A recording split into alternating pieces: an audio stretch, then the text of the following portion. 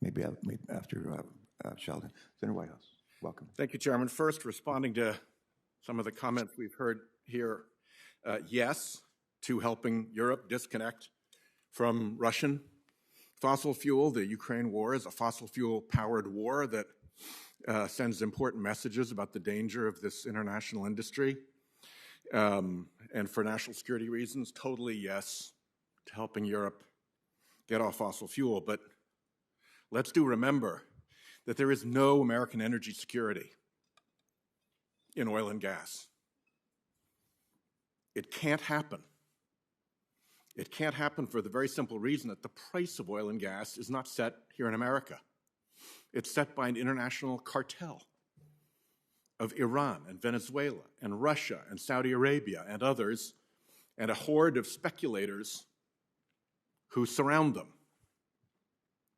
And every day the American oil and gas industry has the choice whether to set their prices based on their cost of production here in America, or whether to ride the cartel prices way up into the stratosphere and pocket billions and billions and billions of dollars in excess profits, and every day they choose that. We could knock $1 off the price of gasoline tomorrow if President Biden had the authority to, and they'd still make money.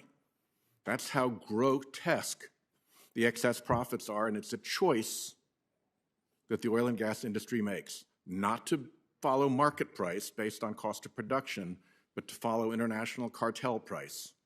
And I hope we take a good hard look at that in the future. With respect to carbon capture, a place where we have done a lot of good work in this committee, first of all, thank you for your interim guidance. I think that's a very good start. We need carbon capture for the very simple reason that we're going to miss the 1.5 degree safety threshold. We are going to overshoot. And going to zero carbon doesn't get you back once you've overshot. So we need these technologies, we need to develop them, and we also need to make sure that communities that have been burdened by pollution understand that this is not another end run around their concerns. So thank you for your focus on environmental justice. Thank you for the screening tool, which I've used for Rhode Island. It's very accessible and easy to use.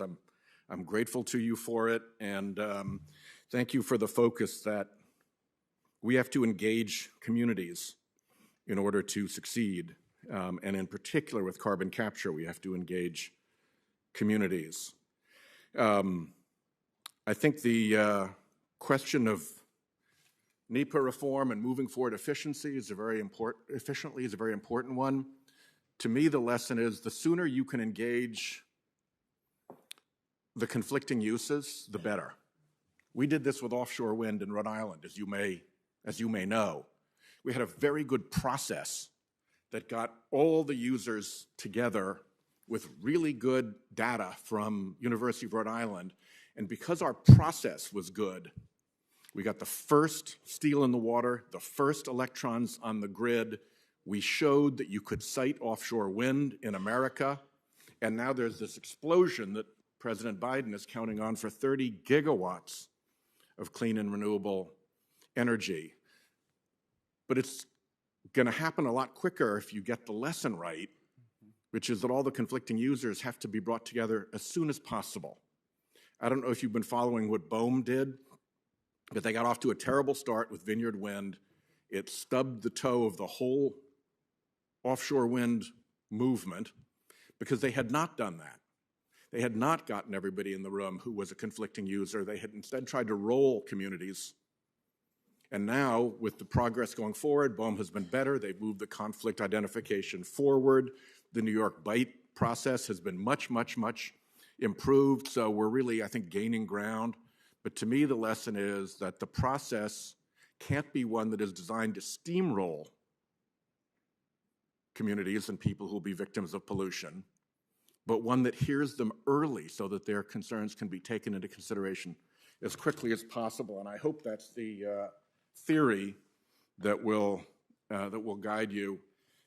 We are trying to improve carbon capture and carbon removal by creating a market for it. As you know, it's free to pollute. The fossil fuel industry fights incredibly hard every day to make sure that it's free for them to pollute and dump carbon dioxide into the atmosphere in tons and tons and tons and tons and tons, and let everybody else pick up the tab for those bad effects. So we'll be launching very soon a bill to give the Department of Energy a role buying carbon removal to jumpstart the market and move these technologies forward in addition to the 45Q support that we've given. And I hope you'll take a look at that bill, and I hope you can round up administration support for it. It's called the Federal Carbon Dioxide Removal Leadership Act.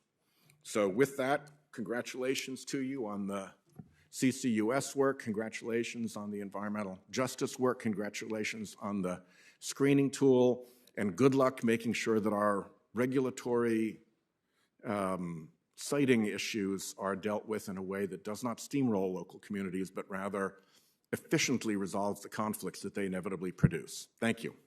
Thank you so much, Senator. And I would just like to emphasize that the permitting action plan that we issued this morning is designed to do exactly what you're saying, is to take the best lessons that we've learned, to use the senior leadership across the government to work together to make sure that we are organizing our work on individual actions to bring people together and resolve issues. I think that's hugely important.